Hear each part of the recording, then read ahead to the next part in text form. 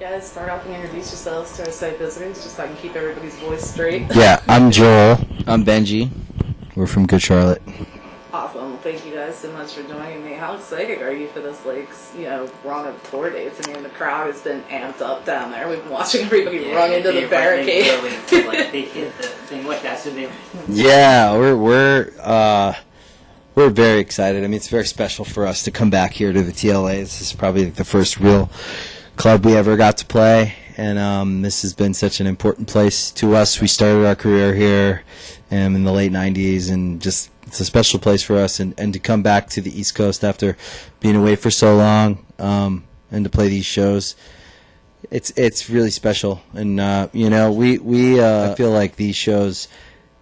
I know we're going to do some touring on this record, but I always say to Benj, we're pretty, these days we're very genuine about what we do. We're kind of only doing what we really want to do. And so I always say, let's just play the shows that mean a lot to us, because, I don't even know how many shows we're going to play, how many shows we have left in us. I don't know if it's 100 or 20 or what. I don't know. So I say with the touring, I always say, let's just do the shit that really matters to us. And so we did these 4 shows, and it's just, it feels special every night. It really does. It feels really special every night. Yeah. Well said. Yeah. So can you talk to me a little bit about the recording process for Youth Authority, and just, there are 1 or 2 songs in particular that stand out. Can you tell me what the mindset was like when you were putting everything together? Well, when we started recording it, it was just out of the sheer love of just the fact that we were all getting back together to make a record. And the first song that came was a song called Life Changes. It's the first song on the record, and it's one of my favorite songs on the record. And you can just feel the energy. You can feel that we all wanted to be back in that room together and playing that song together. So the real idea behind the record was, for me, I just wanted to make a really good record that I could go running to, and I didn't even know, we didn't even know because we're completely independent now, and we were like, are we going to put this out on our label, or what are we going to do? I don't know. I was like, let's just make a record we love, and then it'll unfold the way it's supposed to. And that's all we did. So that was really the whole spirit behind the record, wasn't overthinking it, wasn't over A&Ring it. It was just, let's write a song. Yeah, let's just write a song a day and just record the ones that we love. And that's what we did, just like old school, just like we did the first couple records. Just whatever genuinely came to us, we recorded it. And we just tried to not overthink it and just love it, Yeah. We put together a record that we're really proud of and that we really love, and that's why we're here. I don't think I could play any more shows unless we had made a record that I love, that I want the world to hear. Absolutely. What kind of led to your decision to say, okay, now is the time that we want to do this? It's just a feeling, because I said that I wasn't sure that I ever wanted to do it again. And then it wasn't a riff in the band or anything. We were all cool, but I just didn't feel it anymore. And then we all went to kind of live our lives, and me and Benj did some music projects, and we had a lot. It was definitely fun. We did the Madden Brothers, and we worked on a bunch of records for a bunch of bands, and so I was definitely really proud of. Yeah, I was definitely getting fulfilled, musically. But then I think we made 3 or 4 records with some other bands, and then I kind of started missing my band, or I couldn't say some certain things, and then it kind of started to build a little bit, and then we had finished a record, and we hadn't taken on any other projects, and we were talking about it for 6 months probably before, about hey, well, what would you say? And we were kind of talking to the guys, and then one day we were all just how would it feel to make a record? And Benj came to me and was like, look, if we start, we have to be down to do it. And I thought about it, and then I was like, okay, yeah, I definitely have some things to say. And then we went in and we made the record pretty fast. It was only a couple months that we finished it. And and I'm really glad we did. I love this record. It's really special to me. We announced it, and everything just kind of started to take off. Yeah. Nice. It definitely sounds like it was really organic. Yeah, it really was. Yeah. I mean, I love 40 Ounce Dream is brilliant. I Thank love you. that you guys have so much play on pop culture Yeah. commentary. And, like, I've always loved that. You know, you have fun with the videos, and Yeah. like, how important is that? Because it says a lot about what the current state of the industry is, at least to me. It's definitely a part of the personality of our band. You know, I think we've always had a bit of we've always had a side to our band that's very serious and kind of emo sometimes at different places, and then we have a side that's very kind of like we just kind of laugh, you know, and sarcastic sometimes. And I think 40 Ounce Dream is kind of like it's right down that kind of where we look at the world and we go, yep, but this is the world we live in, and it is. It's like we're not saying it's good or bad. The truth is just the truth. It's just how we see it, and it's funny to us because we were this young angsty band, and now we're like married with kids, and it's funny to us. Like, it's just funny. Like, so we have to laugh at it. And the video we're about to shoot is going to be gonna be fun. Fun, yeah, and funny. So it's cool. That's awesome. No, just I love that you haven't forgot the art of the music video. I love seeing the visual side to it. And I feel like people are gonna like you know, people are gonna like the concept of the 40 ounce video. Absolutely. So can you talk a little bit about the generational appeal of music? Because I'm sure that you guys are seeing like fans come out, and now those fans are like bringing their kids out. And what is that like to kind of come full circle almost? Like it's crazy. We were in the UK and we were doing we played O2 Arena. And we were doing a meet and greet kind of like we did tonight, and it was like 200 people.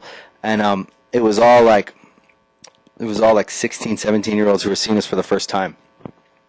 And they had... There's definitely people that were on our first record, you know... Born, like, on literally like... 2000 who had kids at that time, like that were 21-year-old, 20, 21, 22-year-old parents who just had a baby, were still listening to our music. And now there's kids, we meet kids who are like, my dad got me into your music, and they're 16. And they're like just like the fans were back then. They're just as angsty and like, you know, they want to go to a show and get it out. And then we have tonight at the meet and greet, I think there was 4 different people who, it was like a mom and her son, a mom and her daughter, they were all like generational fans, which was, it's a trip. Like our age, the parents are like our age, and their kids are like, you know, 15, 16, and you're just like, yeah. Oh yeah, so...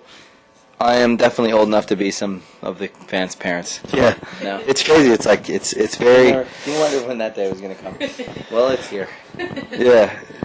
It's still, I mean, I know with we talked a little bit about the fan base and being able to reach fans so quickly now. With the uprise of social media. And you guys have been, even when Good Charlotte took a bit of a break, you guys still remain very active within the industry. So you've witnessed all these changes. Has it changed your approach to anything?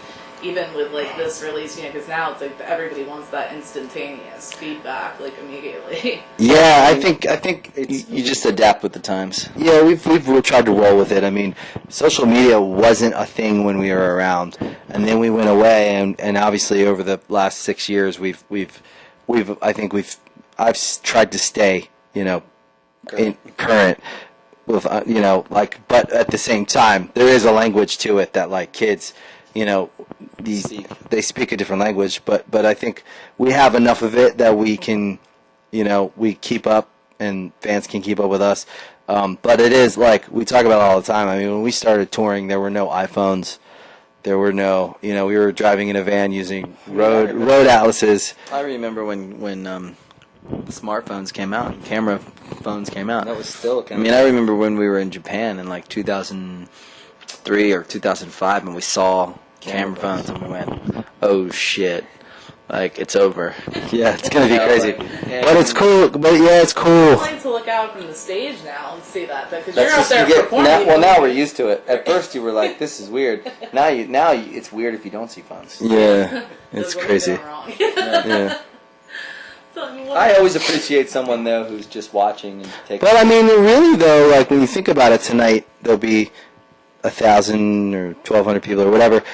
but really there'll be like thousands of people watching because they're all going to be sharing it. So I actually think it's great, and I've seen. I do think that our fan base is still so young because of that. And we noticed that when we were in the UK. It was all these kids, 16, 17 years old, singing from the first, second record, with the catalog. And I mean, now kids have their entire record collection on their phone. and so we All 5 records. yeah. So I think it's great, and I definitely appreciate it, and we're definitely for it.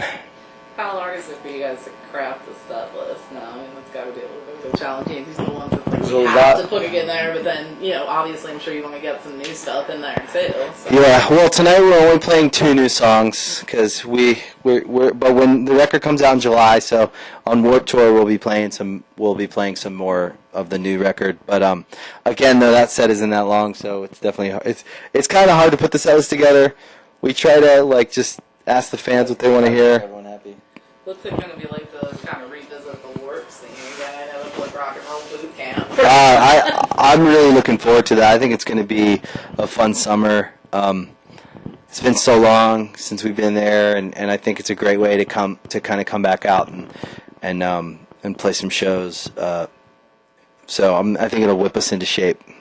We could use it. That's great. Well, to kind of wrap up with you guys, I know you got a show to play here. So, on a personal level, I look at music as a universal language. We can all speak and understand, even if we take different messages. I've always found, your music to be very motivational. What do you hope that your music will say to fans in the future? Well, we were just talking about this, and I think that's a good question, by the way. I think for us, it's important that people have hope, because we live in a world where most people they kind of put each other down, and it's usually out of just injury and things that they've gone through. I don't blame anyone, but I do think that we live in a world where people have access to each other, especially with social media and the way that we communicate these days. And I think people's first reaction a lot of times is negative, and it's funny, whenever a disaster happens, people come together and they're really positive, and it's like the only time we see people come together and lift each other up. When we have to, when our country or our lives are dependent on it and on each other. And when you think about the everyday interactions of people, they tend to be negative. And I, it's not that we're criticizing anyone, but we hope always that our music will just bring people together and make them feel good about themselves, and hopefully inspire them to do what we did. We come from nothing. No one told us that we would make it. And I mean, basically, we just wanted to find a way out and to have a chance, and I think we want to inspire people that need the same thing to have a to believe that there's a possibility that they can kind of do anything too, Yeah, and I don't know if our music was ever about. I don't know if it was if they listen to our music and if they get anything out of it. It's that they feel good and that they feel like they could do it too. Absolutely. Yeah. Very well said. Thank you. Thank you. Very much appreciate you guys taking. Oh, thank you. Thanks for your time. Appreciate it. Yeah, thank you. Thanks for the support.